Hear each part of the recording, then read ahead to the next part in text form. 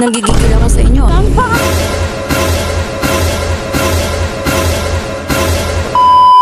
Hello guys, it's me again. For today's video, pupunta nga tayo sa Tutuban. Sasakay nga tayo ngayon dito sa PNR. Dito nga tayo sa Paco Station sasakay. Ayan, si kuya mo nga nagbayad ng ating pamasahe for today. Ang mura lang ng pamasahe guys, 15 pesos lang isa. Ayan, meron na nga tayong ticket mga Mars. Pasok na tayo. Past 12 na nga nung pumunta kami dito mga Mars. Sobrang init, Diyos me, pati kili-kili pinagpapawisan. Wala nga masyadong pasahero dito sa may Paco Station na papuntang Tutuban. Mas madami ngang pasahero papuntang Alabang. Kasama ko nga dito si kuya mo pangit. Ilang minuto nga din kaming naghintay dahil ang tagal ng tren. Kaya naman idlip-idlip muna tayo mga Mars. Antok din kasi ako that time. At saka kuya, napadilat nga ako agad mga Mars. Akala ko kasi yan na yung tren namin. Ay Diyos me, tren pala sa kabila. Magwan na nga to nung dumating. So ayun, nagmiss to lang horror na sa kabila dahil wala ng tao. Nilamon na ng kinain na sila ng zombie. Kami naman mamaya.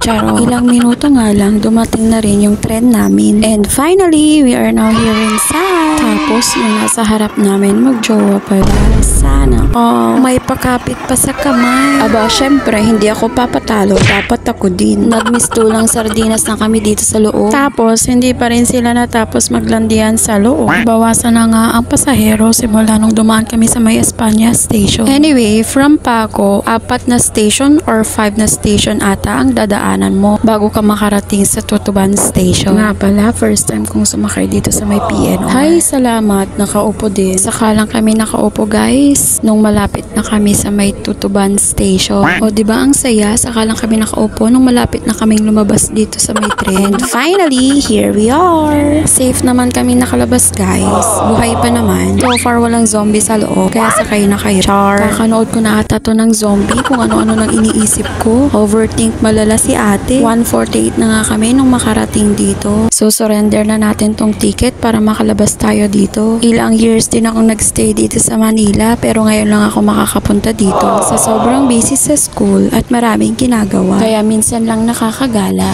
Ito na nga yung way papuntang Tutuban Mall. Mahilig ka ba mag food trip? Dito guys madaming kainan. May nagtitinda ng shawarma, mga juice. May nagtitinda rin pala dito guys ng alak. Sarado pa nga yung mga ibang tindahan dito. Nag-open ata sila mga 6 PM. Ayan, papasok na nga tayo sa mall. Linggo nga nung pumunta kami dito, ang daming tao. To cut the story short, ang gagawin pala natin dito ay ipapaayos natin itong cellphone ko. Kita nyo naman guys, na torture na. Papa-check up nga natin kung ano yung sakit niya.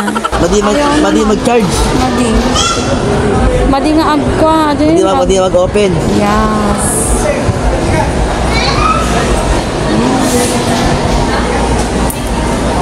So, ayun, wala nang pag-asa yung iPhone. Hindi na maaayos. Wow, ayan. Marami rin nga palang bilihan ng sapatos dito, guys. O, diba? Ang daming tao. Mahal nga lang ang bilihin sa loob. Kaya naman, pupunta tayo dito sa labas para maghanap ng mas mura. Mura lang nga din ang pa-tempered glass, guys. 50 pesos lang. Tapos sila na bahala maglagay. Dahil nga mura, hindi na kami nagdalawang isip para hindi magpa-tempered glass. Sobrang dami nga ng bilihin dito guys. Kung marami kayong pera, yung 1,000 mo marami nang mabibili. Lalo na pag pumunta ka doon sa may Divisoria. Sobrang mura ng bilihin. Lalo na pag December. Hay nako, sinasabi ko sa'yo, ang sarap mamili kapag December dito. Lalo na pag may bonus ka. Pero kailangan dapat willing kang makipagsiksikan. At the same time, maipit-ipit. Dito dapat hindi ka mareklamo. Hindi ka maarte. At kailangan dapat alerto ka din. Dahil pag December, madaming tao. Madaming manduruko. Kaya wag kang aanga-anga kapag nandito ka. Okay? Ayun, may nakita akong fish cake. Kaya naman, bumili kami. Sa may harap nga lang din ito ng Tutuban Mall, guys. Madami ring pagkain dito. Madami ring kainan. Alam nyo ba, pag nandito ako, mas marami akong nabibiling pagkain kaysa sa mga bagay-bagay. Ewan ko ba, basta mahilig ako sa pagkain. Umupo nga kami saglit dito sa may Tutuban Mall. Tapos ayan, may nakita na naman ako. Ano ba yan? Ba't dyan kayo naglalatiyan?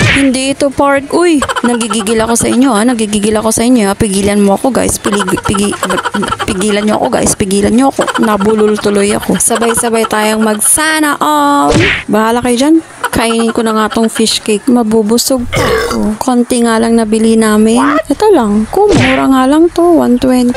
And then pipino. Then imoki. Ay, enoki mushroom. Tapos, itong lemon. Yan lang. Yan lang nakain ng bulsa ko. Char. So, ayun. Uwi na nga tayo. Balik na tayo ulit dito sa may PNR. Sasakay na tayo ulit ng train. Ganito pala itsura sa loob ng PNR, guys. Madami na naman tayong makakasabayan. Past 5 pa nga tayo babiyahe, guys. Inagahan na nga namin para makaupo kami agad. Ayun, si kuya mo. Malayo pa sa pila. Ay, nako. So, ayun. Meron na nga ulit tayong ticket at maghihintay tayo dito sa may waiting area. Antok na nga ang beshi mo. Napagod. Kung ako talaga kasama mo mamimili, mapapagod ka talaga kung san tayo makakarating. Mapapagod ka kalakad pero wala namang bibilhin. Gising na, tara na sa train. Papasok na tayo ulit sa train. Bilisan natin, baka wala tayong maupuan sa loob. Pag sasakay ka nga dito, kailangan dapat alerto ka din. Pag pabagal-bagal ka, wala kang mauupuan. Nakapast forward ng mga tao dito. Lalo na pag sa LRT at MRT ka sasakay. Dito nga yung first station, kaya naman konti pa lang yung tao. Paano nga talaga kapag may zombie? Saan tayo pupunta?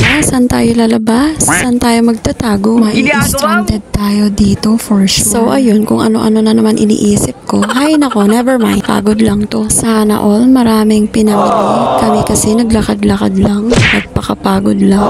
So ayun, nakarating na nga tayo agad dito sa may Paco Station. Thank you sa magandang experience. Thank you also for watching. Bye!